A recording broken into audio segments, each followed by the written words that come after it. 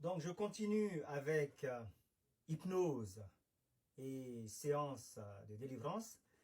Dans la précédente vidéo, je vous ai fait l'historique du magnétisme animal, qui était l'ancien nom de l'hypnotisme et qui est pratiqué de nos jours sous la forme de séances de délivrance, sous la forme de spectacles d'hypnose. D'accord? Et ceux qui pratiquaient ce magnétisme animal, on les appelait les magnétiseurs. Hein, aujourd'hui, on les appelle les hypnotiseurs. Et ils se présentent aussi sous la forme de délivreurs, chasseurs de démons. Voilà. J'ai fait rapidement l'historique. Donc, j'ai dit que tout a commencé avec un certain Mesmer, d'accord, qui est arrivé à Paris, j'ai dit en 1778. Ensuite, on a eu une commission, la commission royale de 1784.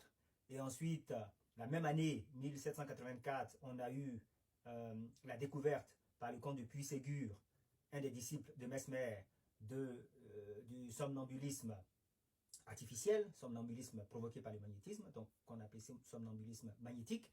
Ensuite, 1815, j'ai dit qu'il y avait un certain Abbé Faria, l'abbé Faria, ce portugais noir qui venait d'Inde, qui a été considéré comme le père de la méthode suggestive. Et en 1831, il y a eu une deuxième commission pour étudier, cette fois-ci, non pas le magnétisme animal, mais le somnambulisme, qui est un effet produit par le magnétisme animal. Et en 1841, il y a eu Brede qui a mis en place sa méthode qui consiste à regarder dans des conditions un peu particulières un objet fixe. D'accord? Voilà, ça c'était un peu les grandes étapes. Et après, il y a l'arrivée des personnes plus récentes, des psychologues, des psychanalystes, hein, l'arrivée des Charcot à la Salpêtrière, des Liébaud, des Bernheim, des Janet et de Freud et des suivants. Voilà, ça c'était rapidement l'historique. Donc j'ai dit qu'en 1784, il y a eu une commission.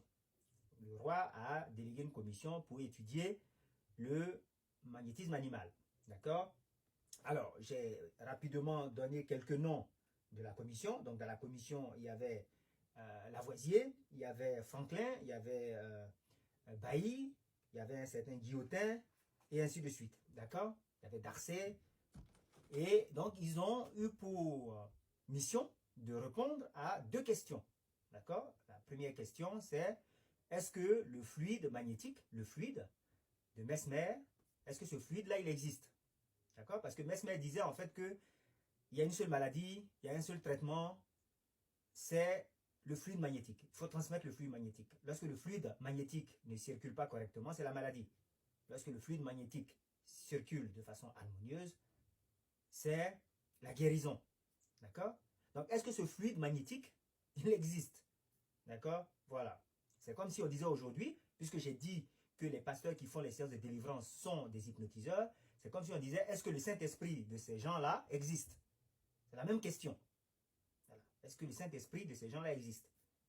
Des chasseurs de démons et des guérisseurs publics dans les séances de délivrance, est-ce que le Saint-Esprit-là existe? Donc, est-ce que le fluide magnétique existe? Donc, Mesmer disait que le fluide est répandu partout, il traverse tout, il pénètre tout, que ce fluide peut être transporté par le son, il peut être transporté peut être reflété par la glace, hein, par un miroir. Et donc, il avait même des baguettes qui permettaient de concentrer le fluide et de le transporter, hein, de lui vers, ou de un de ses disciples vers les patients. Donc, telles sont les caractéristiques du fluide. Certains disaient même qu'on pouvait sentir ce fluide, hein, on pouvait le sentir. Et vous savez, j'avais dit aussi que avant que Mesmer devienne célèbre, il y avait un certain Gassner, c'était un prêtre. On l'appelait le père Gassner, Joseph Gassner. Donc ce Gassner, c'était un exorciste, d'accord? Il a exorcisé une fille qui est un cas très célèbre que j'ai mis dans le livre. Hein, on a l'impression d'être dans l'exorciste, le livre, le film, d'accord? Voilà. Donc c'était un exorciste. Lui aussi, il faisait des miracles, il guérissait, il chassait les démons. Et on avait appelé Mesmer pour se prononcer sur le cas Gassner. Et Mesmer avait dit que, en fait, donc évidemment, Gassner, en tant que chrétien, catholiques, ils pensaient que tout ceci était l'effet du Saint-Esprit. Bon. Et Mesmer, qui était un médecin, qui avait l'esprit un peu scientifique, on va dire, a dit que c'était pas du tout le Saint-Esprit, que c'était le fluide magnétique, que c'était du magnétisme qu'il faisait. Hein. Voilà. Donc c'est comme ça que l'histoire de Gasner s'est terminée. Et Mesmer a pris la relève, enfin, pris la relève façon de parler. Hein. Une fois que l'ère de Gasner est passée, c'était l'ère de Mesmer. Voici maintenant que des commissaires, des savants, viennent pour savoir si le fluide magnétique existe. Donc les commissaires ont fait des expériences. Et ils se sont rendus compte en faisant des expériences avec Delon, qui était un des disciples de Mesmer. J'ai dit que Mesmer n'était pas là à ce moment-là quand les commissaires faisaient l'expérience, mais Delon et Mesmer traitaient de la même façon, avec les mêmes principes. Ils ont fait des expériences. Et ils sont arrivés à la situation qui est que ce fluide, ce fameux fluide magnétique, on ne peut pas entrer en contact avec ce fluide par les sens. Vous ne pouvez pas le voir, vous ne pouvez pas le sentir, vous ne pouvez pas le goûter, vous ne pouvez pas le toucher. Alors quand on a dit qu'il sentait, il avait une certaine odeur, on s'est rendu compte qu'en fait, parce qu'on disait quand tu frottais une barre de fer, avec ton magnétisme, il y avait une odeur qui sortait. On s'est rendu compte que c'était l'odeur du fer lui-même, quoi. C'était l'odeur du fer frotté. Bref, à la fin, les commissaires se sont rendus compte que ce fluide, en fait, il était quasiment non mesurable, indétectable. Hein, quelque chose qu'on ne peut pas, dont on ne peut pas rentrer en contact avec les sens, qui ne se manifeste par aucun effet, puisque les commissaires se sont laissés magnétiser pour sentir l'effet du magnétisme. Ils n'ont rien senti. Donc ils ont dit, bon, ce fluide, en fait, c'est une chimère. Voilà. Il ne produit aucun effet sur nous ou sur les malades qu'on a choisis pour qu'on pratique sur eux. Aucun effet. Et en même temps, il n'est pas accessible au sens. Donc, on peut considérer qu'il n'existe pas. Donc, ils ont conclu, bon, je vous donne rapidement, hein, c'était plus long que ça, mais ils ont conclu que, vu que ce fluide ne peut être détecté par les sens et ne peut être détecté par ses effets sur les malades choisis ou sur les commissaires eux-mêmes, on peut conclure que ce fluide n'existe pas. Donc, à la première question, ce fluide existe-t-il ou le Saint-Esprit existe-t-il? C'est la même chose, hein, vous ferez la même expérience, vous trouverez le même résultat. Ils ont conclu que le fluide magnétique n'existe pas.